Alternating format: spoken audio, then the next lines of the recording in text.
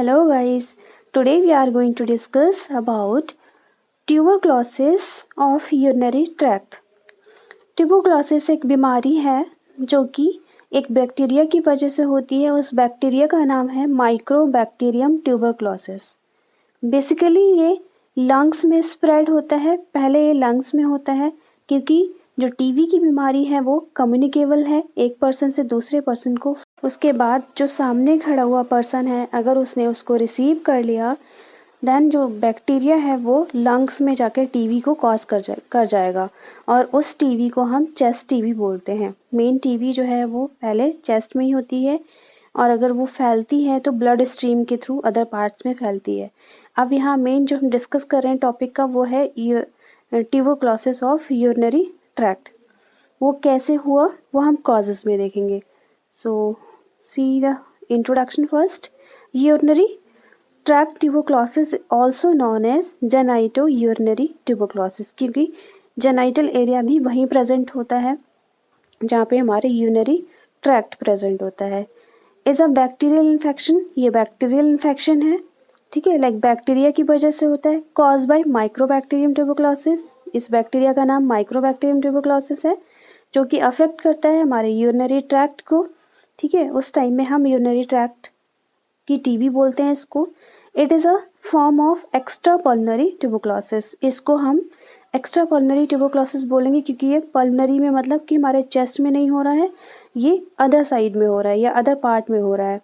Meaning it occur outside of the lungs, means हमारी outside of the lungs ही हो रहा है। It means extra pulmonary tuberculosis है ये।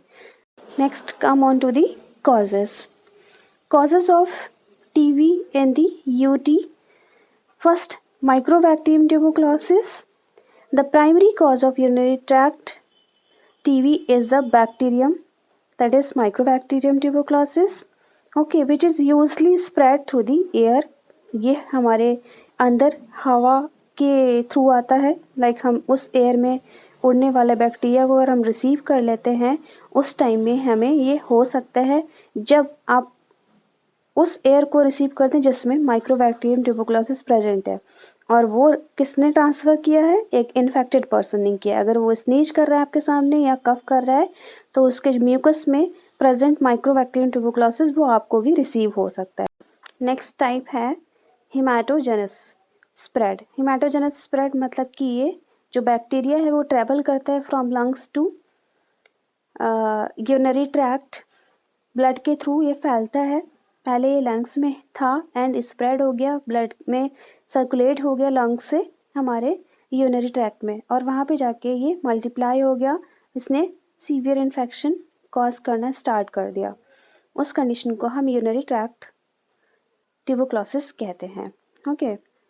नेक्स्ट रिस्क फैक्टर्स क्या क्या हो सकते हैं। वीकेंड इम्यून सिस्टम, अगर आपका इम्यून सिस्टम वीक है तो ये कॉज हो सकता है। फॉर एग्जांपल अगर आप HIV से इन्फेक्टेड हैं, एड्स से इन्फेक्टेड हैं तो आपके लिए ये बहुत ज़्यादा प्रोन होगा या रिस्की होगा कि इस इन्फेक्शन को आप जल्दी रिसीव कर लेंगे।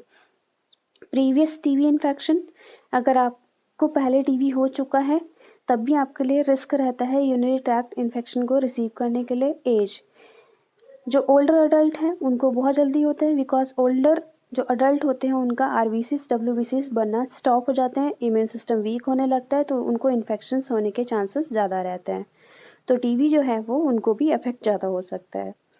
दूसरा, malnutrition, poor nutrition can weaken the immune system increasing the risk of urinary tract TB, क्योंकि पुअर न्यूट्रिशन में क्या है, माल एब्जॉर्प्शन हो रहा है, जो अच्छी चीज़ें हैं वो एब्जॉर्ब नहीं हो रही हैं और बेकार चीज़ें एब्जॉर्ब हो रही हैं।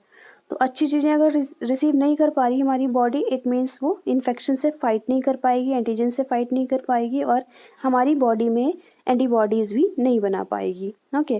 Chronic medical conditions, certain medical conditions such as diabetes, kidney disease and cancer can increase the risk of urinary tract TB, okay. ये वो कंडीशंस हैं जिसमें जो इम्यून सिस्टम है वो वीक रहता है, ठीक है। तो अब इम्यून सिस्टम वीक है तो डिजीज़ होने के चांसेस या इन्फेक्शन होने के चांसेस हाई लेवल रहते हैं, okay. Other factors, for example genetic predisposition, इसमें क्या है, सम इंडिविजुअल में be more susceptible to urinary tract due to genetic factors, क्योंकि यहाँ पे क्या है, हमारे पेरेंट्स, उनको अगर कोई इन्फेक्शन है तो वो सेम डाइट सेम इन्वायरमेंट में रह रहे हैं और वही सेम इन्वायरमेंट और सेम डाइट हम भी ले रहे हैं, तो ये सेम जो जेनेटिक कंडीशंस हैं वो हमारे अंदर भी ट्रांसफ़र हो सकते हैं। Okay, occupational exposure like health care workers हैं, उनको ज़्यादा होने के चांसेस होते हैं क्योंकि वो टीबी के पेशेंट के साथ वर्क करते हैं, तो उनको ज़्यादा टीबी होने के चांसेस रहते हैं। Travel to endemic areas, like हम उस जगह पे रह रहे हैं जहाँ पे टीबी होने के ज़्यादा चांसेस रहते हैं या टीबी कॉमनली बहुत ज़्यादा डेवलप होती है लोगों में। ओके, तो टीबी होने के ज़्यादा चांसेस रहते हैं। Next, symptoms. Urination, urinary tract में हुआ है तो यूरिनेशन, फ्रिक्वेंटली यूरिनेशन करने का मन करेगा आपको, लाइक यूरिन करने का मन करेगा, टॉयलेट जाने का मन करेगा। पेनफुल यूरिनेशन होगा क्योंकि due to infection, and urgent urination and decrease urine flow. यहाँ पे क्या है कि ड्यू टू इन्फेक्शन आपको ये सिम्टम्स शो हो सकते हैं। Okay, abdominal pain due to infection.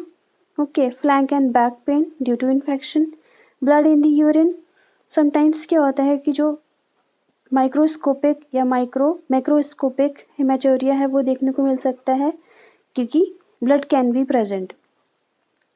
Fever and night sweats, TB का इन्फेक्शन जो है हमेशा एक मेन सिम्टम शो करता है जैसे कि नाइट स्वेट और fever. Weight loss, unexplained weight loss होगा, बहुत ज़्यादा वेट लॉस होता है टीबी के इन्फेक्शन में और कैंसर के इन्फेक्शन में। अदर सिम्टम्स में आता है लॉस ऑफ एपेटाइट, पेशेंट को भूख नहीं लगेगी। यूरिनरी ट्रैक्ट में हो रहा है मेल के तो स्क्रोटल स्वेलिंग होगी, ठीक है। एंड एपिडेमाइटिस, लाइक जो वो ट्यूब जहाँ से स्पर्म रिलीज होता है उसमें भी इन्फ्लेमेशन हो जाएगा। और इनफर्टिलिटी, मतलब कि यहाँ पे जो स्पर्म्स होते हैं उसको ये मैच्योर नहीं होने देगा और डिस्ट्रॉय होने के लिए ज़्यादा चांसेस रहेंगे ड्यू टू इन्फेक्शन। तो इन्फेक्शन जो है वो पूरे यूरिनरी सिस्टम को ख़राब करने लगता है जिसकी वजह से वहाँ का सेंसेशन जो है वो एबनॉर्मल होने लगता है, डिसफंक्शनल होने लगता है, जिसकी वजह से फ्रीक्वेंट पेन और urgent urination, decrease urine flow, ये सब होने लगता है। ओके, डायग्नोस्टिक इवैल्यूएशन में हम क्या करेंगे, medical history. First of all हम किसी भी डिजीज़ को अगर आइडेंटिफाई कर रहे हैं तो हमें मेडिकल कंडीशंस पूछनी है, उसमें सारा मेडिकल रिकॉर्ड आ जाता है पेशेंट का, सिम्टम्स आ जाते हैं। According to symptoms we can identify easily what type of disease is happen. Okay, physical examination, हमें फिजिकल एग्जामिनेशन करना है क्योंकि डिजीज़ हुई है तो हम उसका कंडीशन जान सकते हैं कि वो माइल्ड है, मेजर है या फिर मॉडरेट है। ओके, तो हमें एग्जामिन करके पता लगता है कि पेशेंट को कितनी प्रॉब्लम एक्सटेंड हो चुकी है। ओके, नेक्स्ट, लेबोरेटरी टेस्ट, जिसमें हम सबसे पहले करेंगे यूरिन एनालिसिस, जिसमें हम चेक करेंगे हेमेटोरिया, मतलब कि यूरिन में ब्लड प्रेजेंट तो नहीं है, प्रोटीन यूरिया मतलब कि प्रोटीन प्रेजेंट तो नहीं है, ल्यूकोसाइटोयूरिया मतलब कि इसमें वाइट ब्लड सेल्स तो प्रेजेंट नहीं है। यूरिन कल्चर क्यों करते हैं, क्योंकि हमें माइक्रोबैक्टीरियम ट्यूबरकुलोसिस के बारे में जानना होता है। एसिड फास्ट बेसिलस करेंगे हम, AFB टेस्ट करेंगे जिसमें हमें एग्जामिन करना है किसका, AFB का। ओके, फिर आता है मॉलिक्यूलर डायग्नोस्टिक टेस्ट जिसमें हम PCR करते हैं, PCR और other molecular test to detect the mycobacterium tuberculosis DNA। Okay, जिसमें हम पॉलीमरेज चेन रिएक्शन चेक करते हैं, लाइक इसमें जो DNA है वो कितना रेप्लिकेट हो रहा है, टीबी जो है या माइक्रोबैक्टीरियम ट्यूबरकुलोसिस जो है कितना DNA फॉर्म कर रहा है, वो हमें चेक करना है डुप्लीकेट DNA बना के। ओके, ब्लड टेस्ट करेंगे, ब्लड टेस्ट में हम एनीमिया देखते हैं, रीनल फंक्शंस देखते हैं, ड्यू टू इन्फेक्शन कोई हमारा किडनी जो है एबनॉर्मल फंक्शन तो नहीं करना स्टार्ट कर दिया, एंड लीवर फंक्शन टेस्ट भी करते हैं क्योंकि अफेक्ट हो सकता है लीवर भी, इसलिए। इमेजिंग टेस्ट कौन कौन से आते हैं, इमेजिंग स्टडी जैसे कि इंट्रावीनस यूरोग्राफी, जिसमें हम इवेलुएट करेंगे upper urinary tract for sign of TB. Okay, ultrasound करेंगे हम जिसमें हम किडनी, यूरेटर एंड ब्लैडर को चेक करेंगे, उसकी कंडीशन कि कोई ज़्यादा अफेक्ट टिश्यूज़ तो नहीं हुए हैं। कंप्यूटेड टोनोग्राफी, सीटी स्कैन क्यों करेंगे? Evaluate urinary tract and surrounding tissue for the sign of TB. Surrounding tissues तो अफेक्ट नहीं हुए हैं, इसके साथ साथ वो हम सीटी स्कैन से जानेंगे। फिर हम एमआरआई करते हैं, जिसमें हम असेस करते हैं यूरिनरी ट्रैक्ट को and surrounding tissues for sign of TB. जितने भी साइन ऑफ टीबी जो हैं वो चेक करते हैं सराउंडिंग टिश्यूज़ में एंड किडनीज़ में। ओके, नेक्स्ट अब आता है आपका ट्रीटमेंट, जिसमें हम देखेंगे first line treatment. First line treatment में आपका आता है सबसे पहले medication isoniazid 300 mg per day for 6 to 12 month. फिर rifampicin 450 to 600 mg per day for 6 to 12 months हम देंगे। Ethambutol 15 to 25 gram kg per day for 2 to 3 months देंगे। फिर आता है पायराजामाइड जाइनामाइड, जिसको हम देंगे 1.5 to 2.5 ग्राम पर day for 2 to 3 months. Okay, ये फर्स्ट लाइन ट्रीटमेंट एंटीबायोटिक्स थी जो हम पहली बार इन्फेक्शन होने के बाद ये ट्रीटमेंट स्टार्ट करते हैं। बाई चांस अगर ये ट्रीटमेंट फेल हो जाता है पेशेंट को या फिर दोबारा से टीबी हो जाता है तो हम सेकेंड लाइन ट्रीटमेंट देते हैं, जो कि है स्ट्रेप्टोमाइसिन। सबसे पहली एंटीबायोटिक्स, इसको हम देंगे 750 to 1000 mg per day for 2 to 3 months. फिर आता है amikamycin, okay 500 to 1000 mg per day for 2 to 3 months देंगे हम। Kanamycin 500 mg 1000 mg per day for 2 to 3 months देंगे। थर्ड मेडिकेशन है ये। फिर ciprofloxacin 500 to 1000 mg per day for 6 to 12 months देंगे। Ofloxacin 400 to 800 mg per day for 6 to 12 months देंगे। ये second line treatment था जो स्टार्ट किया हमने रीअकरेंस के बाद या फिर पहला ट्रीटमेंट फेल होने के बाद। फिर आता है ट्रीटमेंट ड्यूरेशन। क्या क्या ट्रीटमेंट ड्यूरेशन रहते हैं? न्यू केसेस लाइक पहली बार ट्रीटमेंट अगर हम देंगे तो 6 to 12 मंथ्स का होना चाहिए। रीट्रीटमेंट जो दोबारा केसेस आते हैं उनको हम 12 to 24 मंथ्स देते हैं। फिर हम सर्जिकल इंटरवेंशंस करते हैं, कुछ नेफ्रेक्टमी करते हैं जिसमें हम अफेक्टेड जो किडनी है टीबी ने जो अफेक्ट किया है उसको हम रिमूव आउट कर देंगे ताकि रीअकरेंस के चांसेस ख़त्म हो जाएं।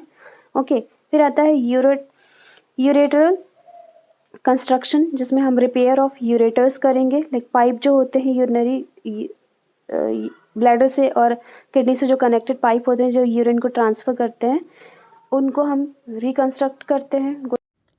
Last procedure that is augmentation, जिसमें हम ब्लैडर का एनलार्जमेंट करते हैं। Due to infection bladder shrink हो जाता है, सिमट जाता है, जिसकी वजह से पेशेंट का जो यूरिन का फ्लो है बहुत स्लो हो जाता है, कम हो जाता है और यूरिन इनकॉन्टिनेंस भी होता है, क्योंकि इसमें यूरिन जो है जो इसकी मसल है ब्लैडर की वो डिसफंक्शनल हो जाती है। ओके, तो आपने सिम्टम्स में देखा होगा, ये सिम्टम्स भी शो होते हैं ड्यू टू ब्लैडर डिसफंक्शन। और ब्लैडर डिसफंक्शन किस वजह से होता है? Due to this infection. Okay, next supportive care क्या क्या आती है, जैसे कि pain management, analgesic and anti inflammatory medications देंगे पेशेंट को as per doctor order. Nutritional support देंगे हम ताकि रिकवरी जो है वो जल्दी हो जाए पेशेंट की। एंड साइकोलॉजिकली हम पेशेंट को सपोर्ट करेंगे, काउंसलिंग करेंगे, इमोशनली सपोर्ट करेंगे, क्योंकि टीबी जो है वो लाइफ टाइम बैक्टीरिया हमारी बॉडी में प्रेजेंट हो जाता है, वो कभी भी नहीं जाता। तो पेशेंट बहुत ज़्यादा एंजियस हो जाते हैं, बहुत ज़्यादा स्ट्रेस लेने लगते हैं, इसलिए हमें उन्हें साइकोलॉजिकली और इमोशनली सपोर्ट करना है। ओके, बट हाँ, बैक्टीरिया सप्रेस रहेगा जब आपका इम्यून सिस्टम बहुत स्ट्रांग रहेगा। अगर जैसे ही आपका इम्यून सिस्टम लो हुआ वैसे ही रीएक्टिव हो जाएगा बैक्टीरिया। ओके, फिर हम मॉनिटरिंग एंड फॉलोअप कराएंगे, जिसमें हम रेगुलर यूरिन कल्चर कराएंगे, जिसमें हम मॉनिटर करेंगे ट्रीटमेंट का रिस्पांस कि आपका ट्रीटमेंट है वो इफेक्टिव हो रहा है नहीं हो रहा। इफेक्टिव हो रहा है इट मीन्स बैक्टीरिया जो है वो डिस्ट्रॉय हो रहे हैं, इन्फेक्शन जो है वो कम होगा। इमेजिंग स्टडीज़ में हम क्या देखेंगे, जो जिस ऑर्गन में टीबी हुआ है उससे एसोसिएटेड कोई भी ऑर्गन या टिश्यूज़ अफेक्ट तो नहीं हुए हैं, उसमें हम एमआरआई या सीटी स्कैन में चेक करेंगे।